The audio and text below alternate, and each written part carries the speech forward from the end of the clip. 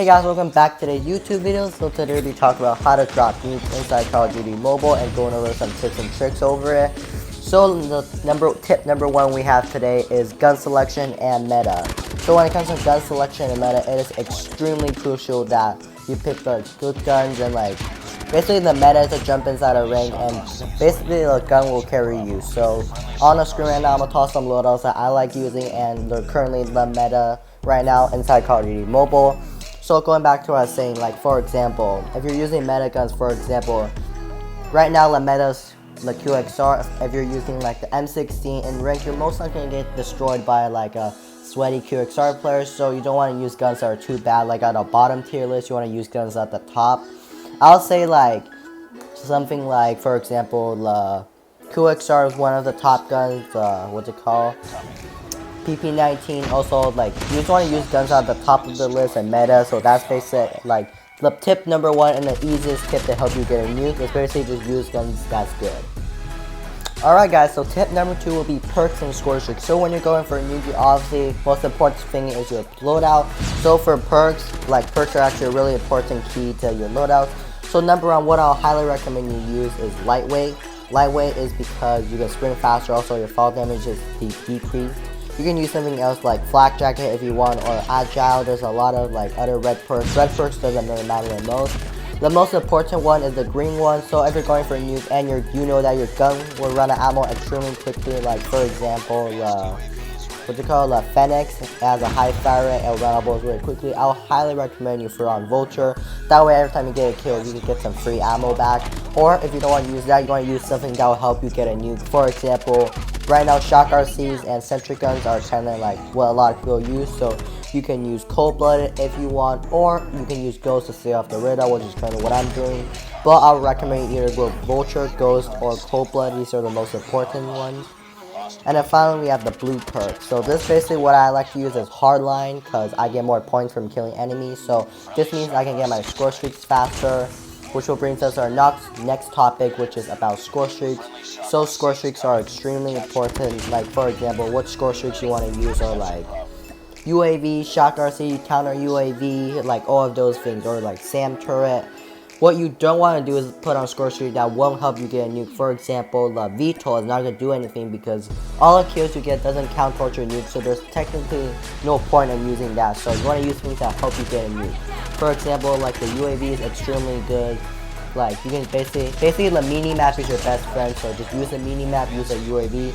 So if you're trying to get a nuke, I'll highly recommend you use UAV and then shock RC and then counter UAV. The counter UAV helps you stay off the enemy's radar, and then the shock RC will help you with or get anyone nearby in case they're near you and you have a shock RC, you can just place it down. And UAV is extremely helpful. I mean, you should have UAV equipped no matter you're trying to go for a nuke or just playing ranked. You should always have UAV equipped. So all of these free score streaks will help me count towards my nuke, and there's like no point using any other score streaks because those don't really help. But also, if you want, you can use advanced UAV instead of instead of counter UAV. That will help too. So basically, just want to use things that help you go to your score streaks, and this is how you get a nuke. Number 3 is rotating and positioning. So for example, so when you're first in a game, like when you get in a game right off the bat, right? What you want to do is like just pick somewhere you want to go. For example, like I always like to go inside a building or a head glitch or anything. That's what I like to do. So for example, I'll just say I'll go inside a building, right? I'll camp there. Like I'm not gonna camp there. Like I'm probably just gonna head glitch there for like no more than 1 minute. I get like a couple kills, like 6-7 kills, and then I want to rotate.